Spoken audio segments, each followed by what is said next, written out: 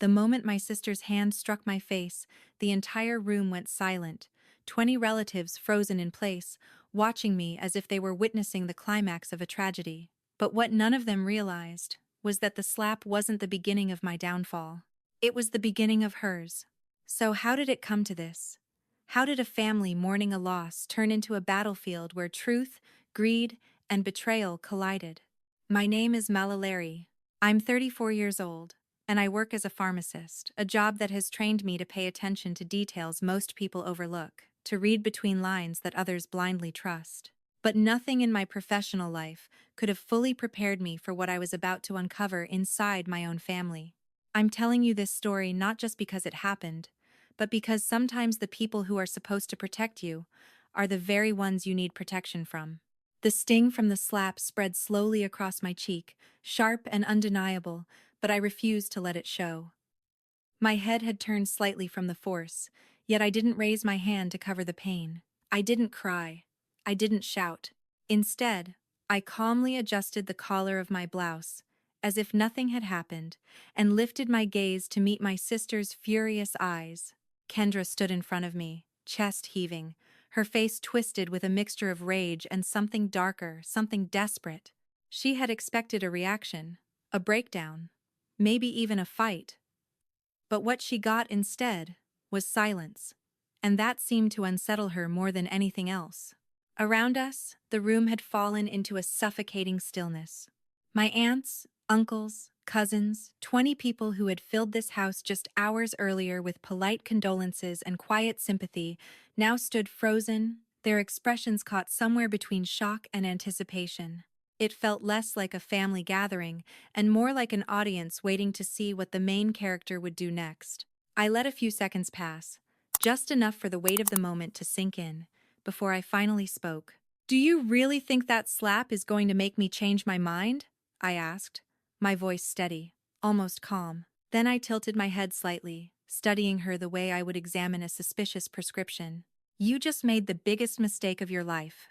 A ripple of unease moved through the room. I could feel it without even looking, because deep down, they all knew this wasn't just about a piece of paper anymore. But to understand why that moment mattered, you need to go back 2 hours earlier, before the slap, before the shouting, before the truth started tearing everything apart. The house in Naperville had been filled with the heavy scent of white lilies, the kind people send when they don't know what else to say after someone dies.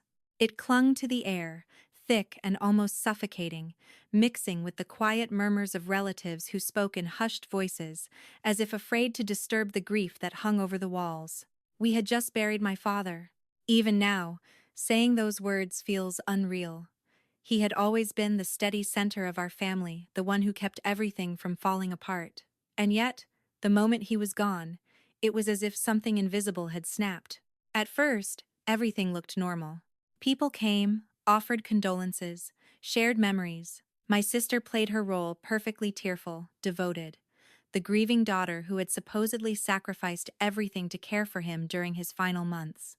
If you had walked into that house during the funeral, you would have believed every word she said. But I didn't. Because while everyone else saw tears, I saw timing, I saw control, and most importantly, I saw calculation. The shift happened the moment the last guest left. The front door clicked shut with a sharp, final sound that echoed down the hallway. And just like that, the atmosphere changed. It was subtle at first, like the air itself had tightened, but then Kendra turned around, and the mask she had been wearing all day disappeared completely. The tears were gone. In their place was something cold, focused, almost impatient. She walked straight to the door and locked it, the metallic click of the deadbolt loud enough to draw everyone's attention. Conversation stopped, people turned, and without asking, without softening her tone, she clapped her hands once sharp and commanding. "I need everyone in the living room," she said. "We have urgent family matters to discuss before anyone leaves." It wasn't a request. It was an order. I stayed near the window for a moment, watching her as she moved to the center of the room, taking control of the space as if she had been waiting for this exact moment all day. Around her, our relatives gathered slowly, exchanging uncertain glances but ultimately obeying. No one questioned her authority. That alone told me something was wrong. Then my eyes shifted to the corner of the room, to my mother. Lorraine. She sat in her wheelchair, smaller than I had ever seen her. Her body slumped slightly forward as if the weight of everything, the loss, the exhaustion, the medication was too much for her to hold up. The doctor had prescribed sedatives to help her cope, but now she looked barely present, her gaze unfocused, her hands trembling faintly in her lap. She didn't even look up when Kendra started speaking. And that was what broke something inside me. Because the woman sitting there wasn't just grieving, she was vulnerable. And in a room full of people who should have protected her, I suddenly felt like she was the only one who had no protection at all. Kendra cleared her throat and began talking, her voice carrying easily across the room. She spoke about sacrifice, about how she had been the one driving Dad to appointments, cooking meals, staying by his side while he was in the hospital. She painted herself as the devoted daughter who had given up everything. And then, without even looking at me, she shifted the narrative. Unlike some people, she added, her tone sharpening slightly, who only show up when it's convenient. A few heads turned toward me. I didn't react. Not yet. Because I had already learned something important in my line of work. When someone is trying too hard to control the story, it's usually because they're hiding something. And as I stood there, watching my sister carefully shape the room's perception, I realized something that sent a quiet chill down my spine. This wasn't just a family meeting. It was a setup. And whatever she was about to ask me to do, I knew one thing for certain. I wasn't going to say yes. The moment I realized this wasn't just a family meeting, but a carefully staged setup, everything inside me shifted. I stopped seeing my relatives as grieving people gathered in sorrow, and started seeing them as pieces on a board I hadn't agreed to play on. Kendra stood at the center of the living room like she belonged there, like she had already claimed the role of decision-maker without anyone formally giving it to her. Her posture was straight, her voice steady, and her eyes sharp as she scanned the room to make sure she had everyone's attention.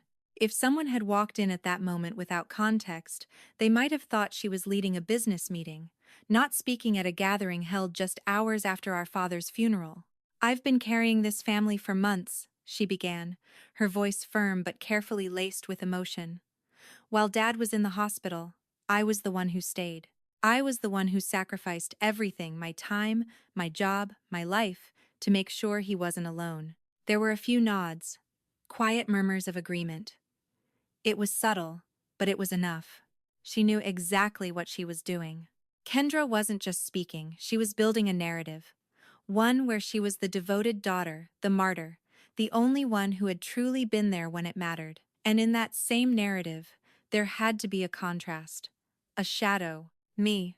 And some people, she continued, her tone tightening ever so slightly, chose to stay away, to live their comfortable lives in the city while the rest of us dealt with reality. This time, the glances weren't subtle. They turned. They lingered. I could feel their judgment without needing to look at any of them directly. But I didn't defend myself. I didn't interrupt. I didn't give her the reaction she was clearly hoping for. Because, if there's one thing I've learned, it's this. The truth doesn't need to shout to be heard. But lies need an audience. And Kendra had one. My Aunt Carol moved quietly through the room, leaning in close to different relatives, whispering things just loud enough to be overheard. She had always had a way of inserting herself into situations, positioning her words like seeds that would grow into something larger. "It's a shame, really," I heard her murmur to one of my cousins. "Showing up now, of all times, when there's an inheritance involved." I felt that one land. Not because it was true, but because it was effective. They were building something together, Kendra and Carol.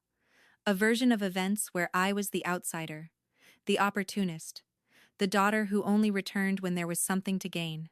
And for a moment, I let them. Because I was watching something far more important. Kendra turned and walked slowly toward my mother. Every step she took felt deliberate, almost rehearsed. When she reached the wheelchair, she placed her hand firmly on Mom's shoulder, her fingers pressing down just a little too hard to be comforting. "She needs stability," Kendra said, gesturing toward her. "She needs someone who's here, someone who understands her condition. But my attention wasn't on her words. It was on my mother's reaction. Because the second Kendra's hand touched her, Mom flinched. It was small, almost invisible if you weren't paying attention. A slight tightening of her shoulders, a subtle attempt to pull away. But I saw it. And once you see something like that, you can't unsee it. That wasn't the reaction of someone being comforted. That was the reaction of someone who was afraid. A cold, quiet realization settled in my chest. This wasn't just about control. It wasn't just about money. Something else had been happening in this house, long before I arrived. I felt my fingers curl slightly at my sides, but I forced myself to stay still, to keep my expression neutral, because reacting too soon would only give them the advantage. 30 minutes passed like that, slow, suffocating, each second stretching longer than it should. Kendra continued talking, listing sacrifices, emphasizing how much she had done, how much she had given up, every sentence carefully crafted to reinforce her position. And the longer she spoke, the more the room leaned toward her. Until finally, she made her move. With a sudden motion, she reached down beside the couch and lifted a thick stack of papers, dropping them onto the glass coffee table with a heavy thud that made a few people jump. "There's something we need to take care of today," she said, her tone shifting again, less emotional now, more businesslike. "It's just a standard document, nothing complicated." She slid the papers across the table toward me with a dismissive flick of her hand. "A medical power of attorney form," she added. "The hospital needs it so I can handle Mom's appointments and make decisions for her care. They won't talk to me without it because of privacy laws." Her explanation came quickly, smoothly, almost too smoothly. "And since you're her other daughter," she continued, looking directly at me for the first time, "your signature is required."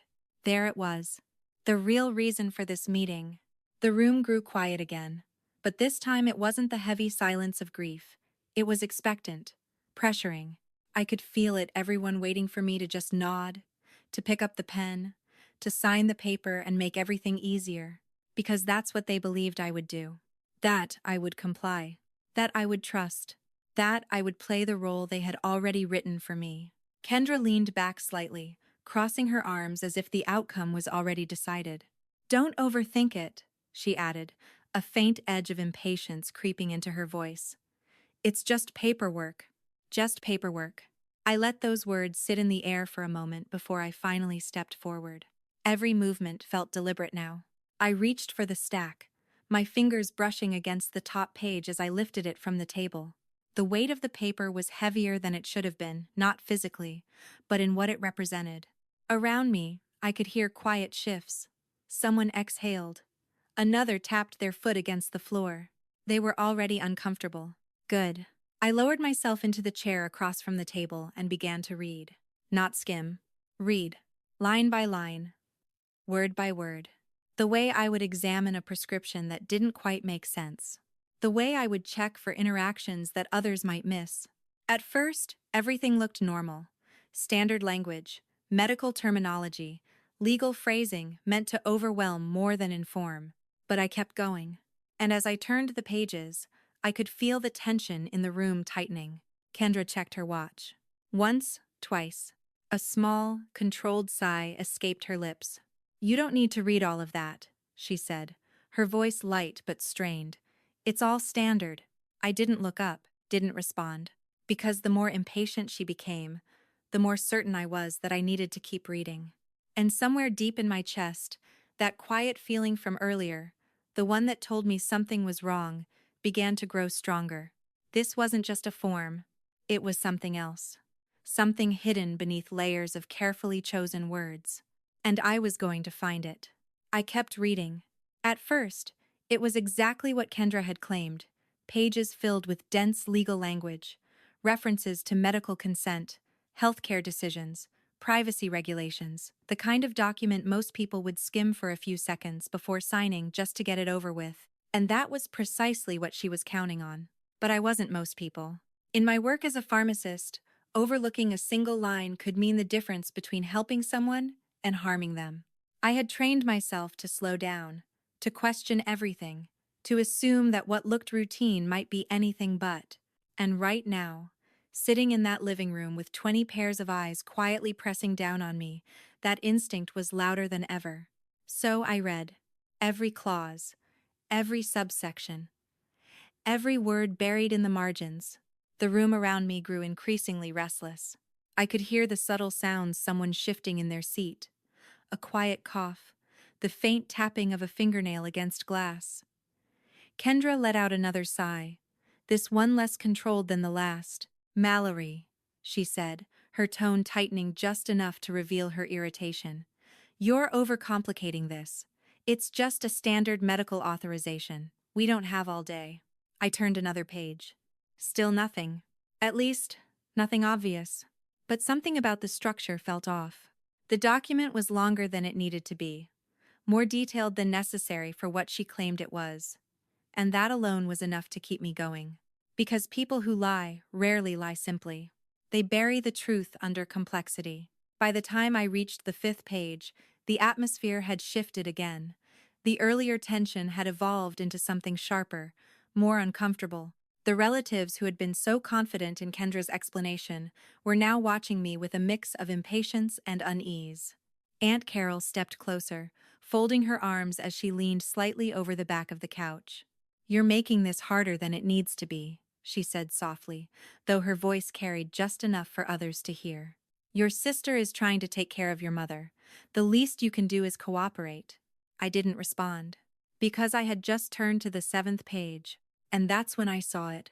At first glance, it looked like another standard paragraph, more legal language, more conditions, more authority granted to the designated guardian. But as my eyes moved across the lines, a single phrase caught my attention. Including the authority to manage, liquidate, or transfer real estate assets deemed necessary for the care of the principal. My fingers tightened slightly against the edge of the paper. I read it again, slower this time, without requiring additional consent. A cold sensation spread through my chest, sharp and immediate. This wasn't just a medical document. This was control. Complete control. I lifted my head slowly, my gaze locking onto Kendra, who was now watching me with a stiffness she couldn't quite hide. Her earlier confidence had shifted just slightly, but enough for me to notice. I tapped the page with my finger. "Why?" I asked calmly. "Does a document that's supposed to allow you to talk to doctors include a clause that lets you sell the house?" The room went silent. Not the quiet, respectful silence from earlier, but a sudden, sharp stillness, like something had cracked beneath the surface and everyone felt it at the same time. Kendra didn't answer immediately. Her face flushed, a deep red spreading across her cheeks, but it wasn't embarrassment. It was anger. "You're twisting things," she snapped, stepping forward. "That's standard legal language. It's there in case assets need to be managed for Mom's care. You wouldn't understand because you haven't been here."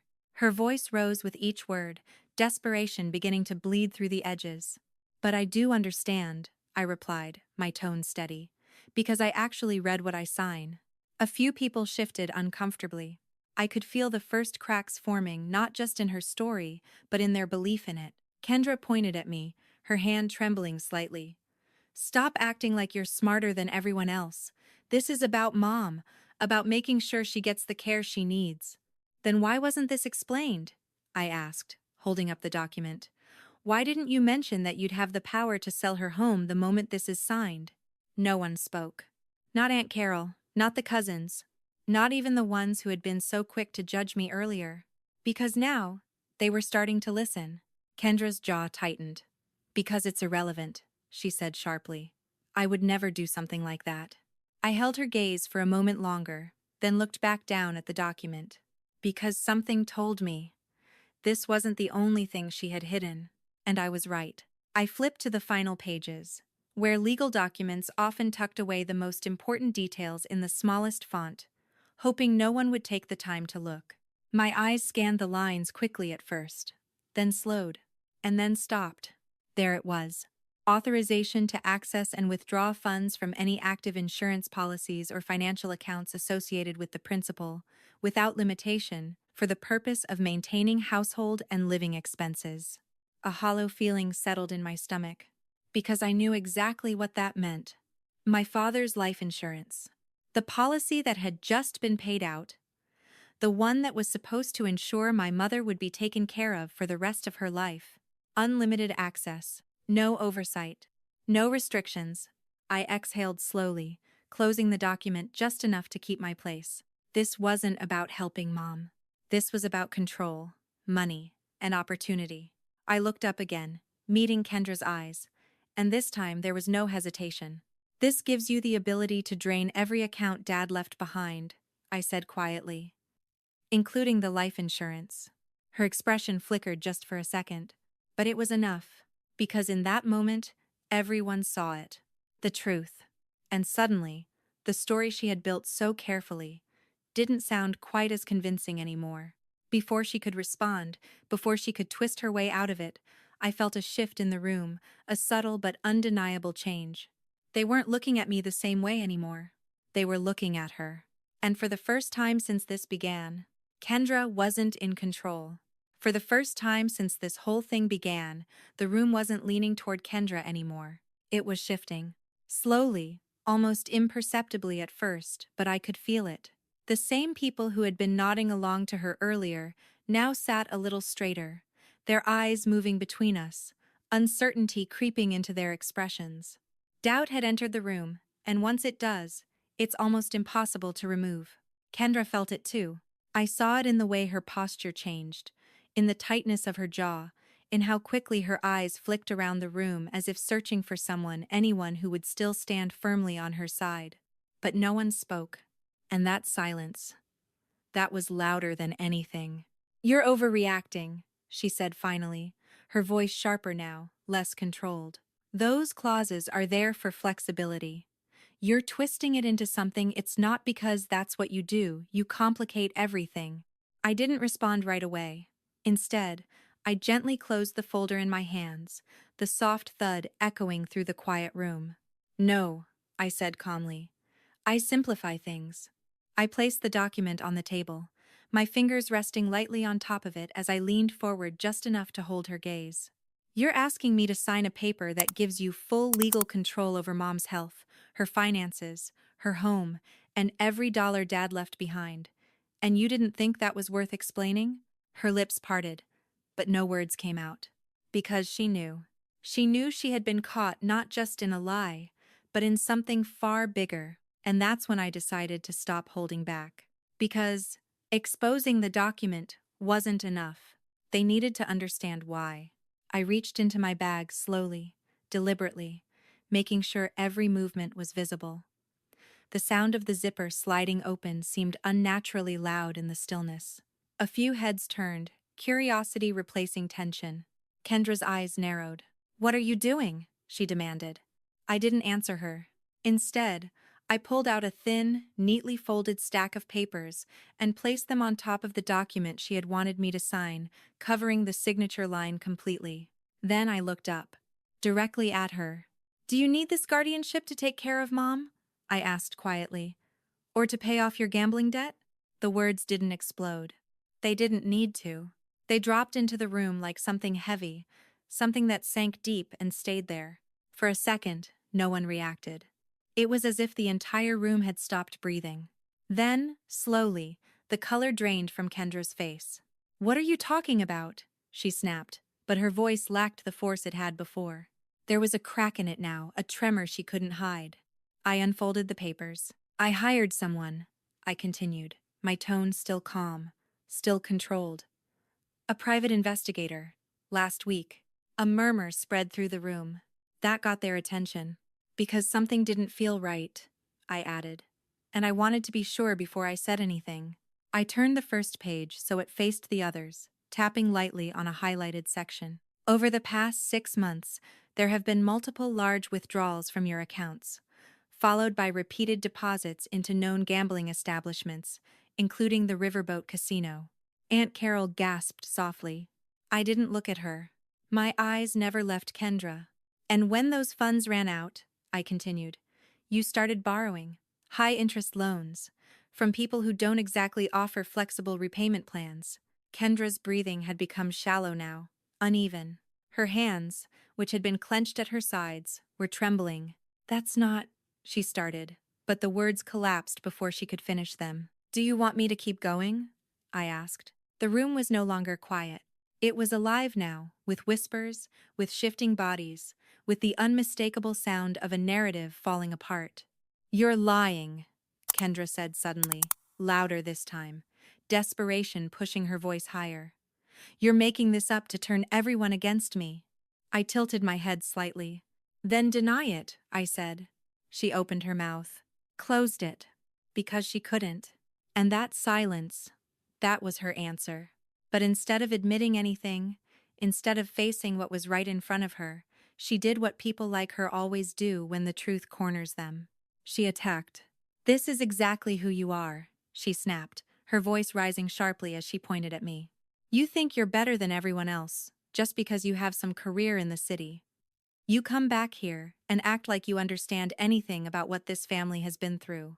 Her words came faster now, harsher, each one more personal than the last. "You weren't here," she continued. "You didn't see what it was like. You didn't take care of Dad. You didn't deal with Mom.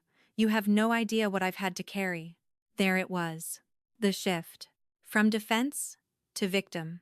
A tactic as old as manipulation itself. I let her speak. Let her pour everything out. Because every word she said only made one thing clearer to everyone in that room. She wasn't denying it. She was avoiding it. "You're just cold," she added, her voice breaking into something almost hysterical. "That's your problem. You don't care about anyone but yourself. You'd rather sit there judging me than actually help." And then she said it. The thing that made the entire room change. "People like you end up alone," she spat. "No family, no love, just money and empty rooms." The words hung there, ugly, sharp, meant to hurt. But I didn't react, because something else had just happened. In the corner of the room, my mother moved. It was slow, almost fragile, but it was enough to draw attention.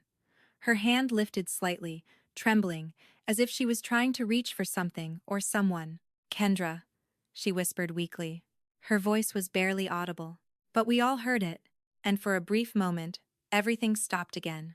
Kendra turned toward her, irritation flashing across her face. "What?" she snapped. My mother flinched, actually flinched. And then, in a voice so soft it almost broke in the air, she said, "Stop lying."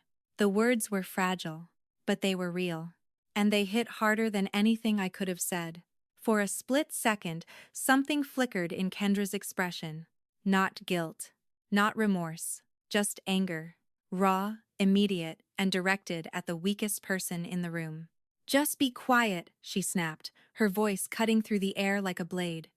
"You don't even know what you're talking about." My mother recoiled, shrinking back into her wheelchair, her hands trembling more visibly now. And that was it. That was the moment everything became clear, not just to me, but to everyone watching. This wasn't about stress. This wasn't about pressure. This wasn't about a daughter overwhelmed by responsibility. This was abuse. Plain and undeniable. I felt something inside me settle into place. Cold, certain, unshakable. I stood up slowly, the movement drawing every eye back to me. "I'm not signing anything," I said. My voice wasn't loud. It didn't need to be. "And tomorrow morning," I continued, "I'm filing for emergency guardianship. Independent. Court-supervised." Kendra's head snapped toward me. "You wouldn't dare." "I already have," I cut in. The words landed like a final blow. "And I'm submitting all of this," I added, gesturing to the papers on the table, along with a full report of financial misconduct and suspected elder abuse. The room fell silent again. But this time, it wasn't uncertain. It was final. Because deep down, everyone understood what that meant. This wasn't a family disagreement anymore. This was about to become something much bigger. And Kendra had just run out of ways to stop it. The moment the words left my mouth, "financial misconduct, elder abuse," something inside, Kendra snapped. It wasn't subtle. It wasn't controlled. It was the kind of reaction that comes when someone realizes the situation has moved beyond manipulation, beyond recovery, and into consequences. "You think you can threaten me?" she shouted, her voice cracking as she stepped toward me, knocking the edge of the coffee table hard enough to rattle the documents spread across it. You think you can walk in here after abandoning this family and suddenly act like some kind of savior? I didn't move, didn't raise my voice. Because anger, in moments like this, is a distraction, and I had already decided I wasn't going to be pulled into her chaos. I'm not threatening you, I said quietly. I'm protecting her. That only made it worse. Her face twisted, the last fragments of composure dissolving completely. And before anyone could react, before even I could fully register what she was about to do, she closed the distance between us in 2 quick steps. Her hand came up. And then, crack. The sound echoed through the room, sharp and unmistakable. My head turned slightly from the force, the sting blooming across my cheek in a wave of heat that spread all the way to my ear. For a brief second, everything blurred not from the pain, but from the suddenness of it. And then, silence. Absolute, suffocating silence. No one moved. No one spoke. 20 people stood frozen in place, their expressions locked in shock as they watched what had just happened unfold in front of them. It felt unreal, like a scene paused in the middle of a film. Kendra stood there, breathing hard, her chest rising and falling rapidly as if she had just crossed a line she couldn't step back from but didn't quite know it yet. She was waiting for me to react, to cry, to scream, to hit her back. But I didn't give her any of that. Instead, I slowly straightened, my hand brushing lightly against my collar as I adjusted it back into place. The pain was still there, sharp and present, but it didn't matter. Because in that moment, something else mattered more. Control. I lifted my head and looked at her, really looked at her, and for the first time, I saw it clearly. Not strength, not power, but panic. You just made the biggest mistake of your life, I said softly, and I meant it. Because what she had just done, she hadn't just attacked me, she had exposed herself. In front of witnesses, in front of people who could no longer pretend they didn't see what she was capable of. And now, it was my turn. I reached into my pocket calmly, ignoring the way her expression shifted from anger to confusion. "What are you doing?" she demanded, her voice still sharp but edged now with something uncertain. I didn't answer. Instead, I pulled out my phone. A few people shifted, their attention drawn immediately to the movement. The room was still tense, still heavy, but now there was something else beneath it, anticipation. I tapped the screen a few times, then turned slightly toward the large television mounted above the fireplace. "This," I said, my voice steady as I connected the device, "was given to me yesterday by someone who has no reason to lie." The screen flickered, then came to life. At first, it was just a timestamp, a date, a quiet, grainy image. And then the footage began. The camera angle was slightly off-center, pointed through a window, my mother's bedroom window. The curtains were thin enough that the interior was clearly visible, and what it showed was enough to change everything. Kendra, sitting comfortably in a chair, a pizza box open on her lap, scrolling through her phone. Behind her, my mother, lying in bed, weak, barely moving, her arms stretched out toward a glass of water placed just beyond her reach. The footage sped up slightly, showing minutes passing, my mother's hand trembling as she tried again and again to reach it. But she couldn't, and Kendra didn't help her, didn't even look at her. The only sound in the living room now was the faint hum of the television. No one spoke. No one dared. "Watch closely," I said quietly. "This is what care looks like when no one is watching." A soft gasp broke from somewhere behind me. I didn't turn. Because the video wasn't over. I swiped to the next file. The timestamp changed. This one was darker. Nighttime. And then, flashing lights. Red and blue reflections bouncing across the walls. An ambulance. The night my father had his heart attack. The room on the screen was empty for a moment, until Kendra walked in. Not crying. Not panicked. Focused. She moved quickly, going straight to the closet, pulling open drawers, digging through clothes with urgency that had nothing to do with grief. Then she found it. A key. She held it up, her face breaking into a small, satisfied smile. And in that moment, everything became clear. This wasn't a daughter losing her father. This was someone taking advantage of the exact moment he could no longer stop her. Behind me, the shift in the room was immediate. I could feel it. The same people who had stood behind her minutes ago were now pulling back, physically distancing themselves as if proximity alone might implicate them. Aunt Carol's voice trembled as she spoke, barely recognizable now. Kendra, what is this? No answer. Kendra had gone still, completely still. Her eyes were locked on the screen, her face pale, the reality of what she was seeing reflected back at her from 20 different perspectives. Then suddenly, she moved.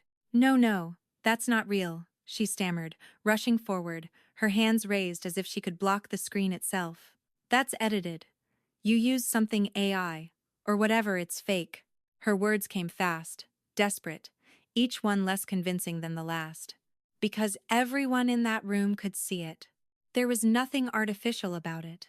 No algorithm could recreate the indifference in her expression, the coldness, the intent. The video continued to loop.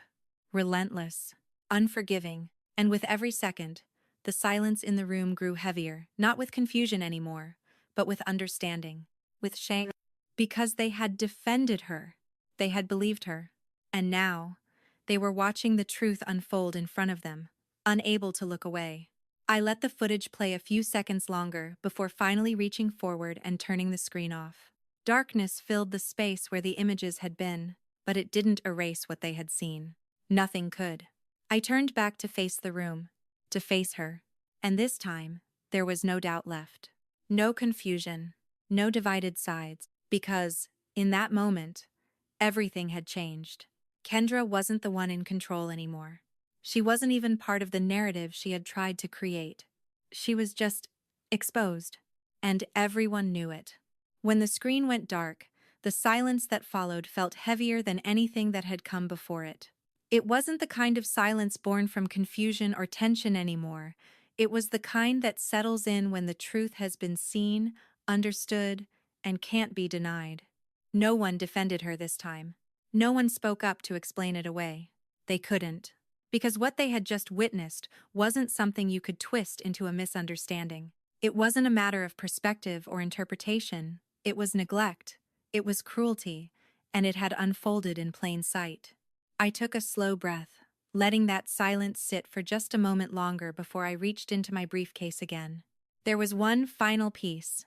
Not because I needed to prove anything else, but because I needed to make sure there was no path left for her to escape through. I pulled out a stack of bank statements, the edges slightly worn from how many times I had reviewed them over the past few days. Bright yellow highlights cut across the pages, marking the transactions that mattered. I stepped forward and placed them on the table, spreading them out carefully so that everyone in the room could see. These, I said, my voice steady, are from the joint account Dad maintained for household expenses. A few people leaned in slightly. Curiosity had replaced denial now. I pointed to one of the highlighted lines. Earlier today, I continued, several of you contributed money for Dad's headstone, donations meant to honor him, to give him something permanent. I let that sink in before moving my finger down the page. That money, I said quietly, was transferred out of the account less than an hour after it was deposited. A ripple moved through the room. What? Someone whispered. I didn't look at them. My eyes stayed on Kendra.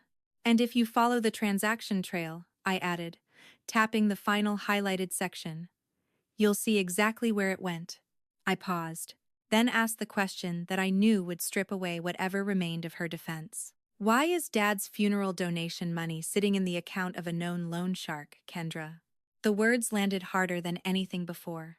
Because this time, it wasn't just about Mom. It was about Dad, too. About the last thing people had given in his name. And what she had done with it?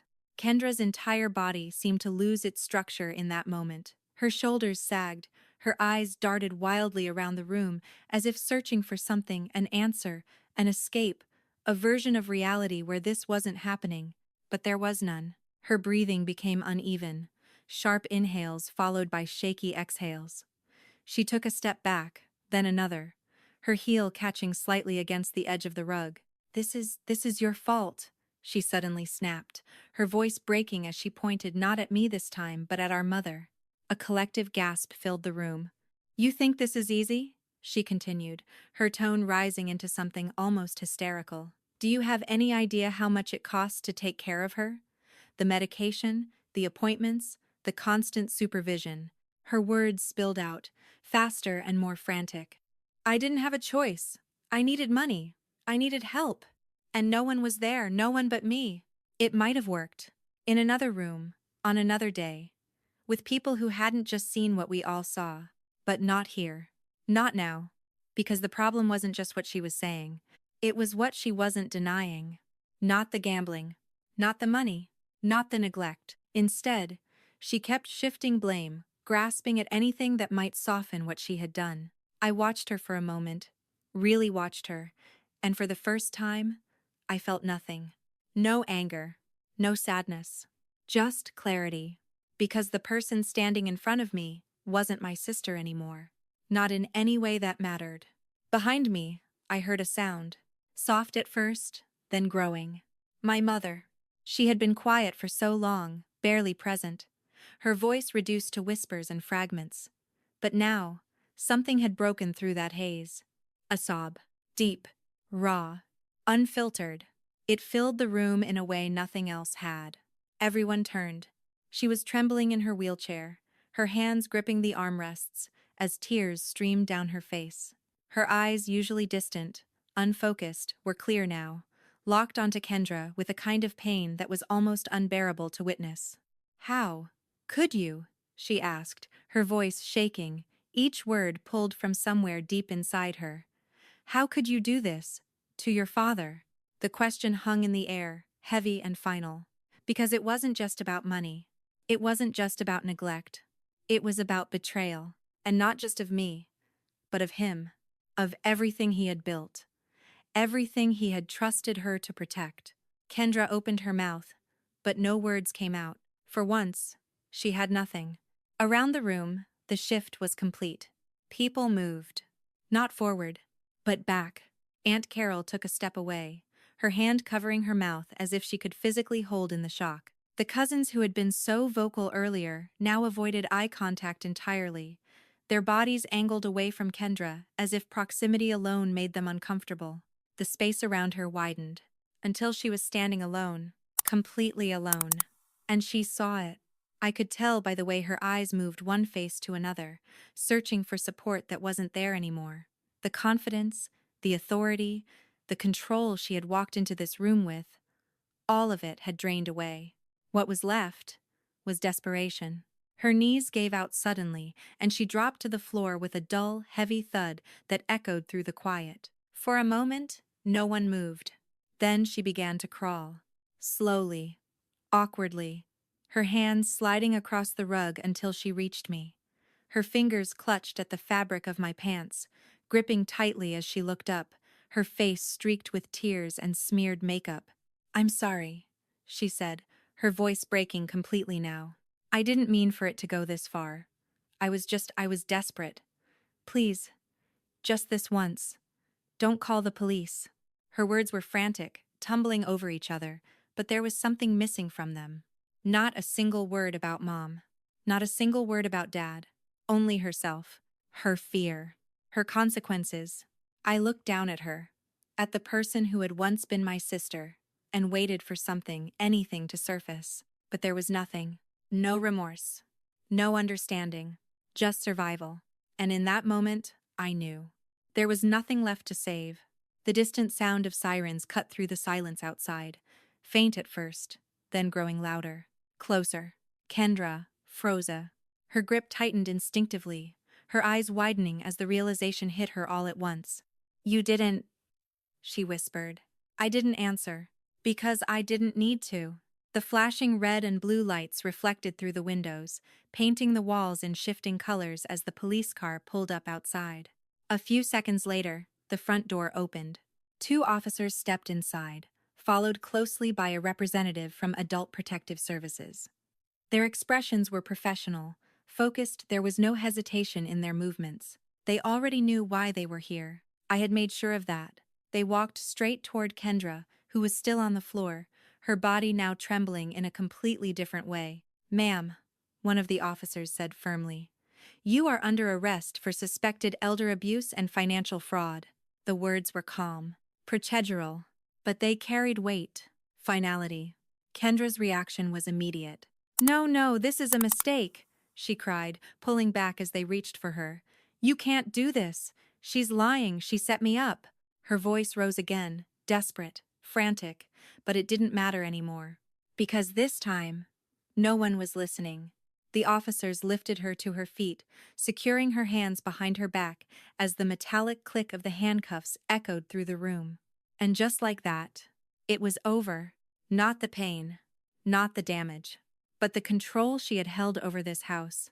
As they began to lead her toward the door, she twisted slightly, looking back at me one last time. The anger was still there, but beneath it, fear. Real fear. "You're a monster," she spat. "You did this to your own sister." I met her gaze without flinching. Because for the first time, I understood something clearly. Protecting someone you love sometimes means becoming the villain in someone else's story. And I was willing to carry that. What makes this story stay with you isn't just the betrayal or the moment of revenge, it's the quiet realization that sometimes the most dangerous harm doesn't come from strangers, but from within our own families. This wasn't just about exposing lies or winning an argument. It was about seeing the truth when no one else wanted to, and having the courage to act when silence would have been easier. Mom didn't need sympathy. She needed protection. And in that moment, choosing to stand up even against my own sister wasn't cruelty. It was responsibility. If there's one thing this story teaches us, it's this. Love without boundaries can become a weapon, and silence in the face of wrongdoing only gives it room to grow. Thank you for staying with me through this story. If it moved you, or if you've ever faced something similar, I hope it reminds you that your voice matters more than your fear. And if you want to hear more stories like this raw, real, and unfiltered, don't forget to subscribe to Revenge Tale Network. Because sometimes, the stories we need the most are the ones that dare to tell the truth.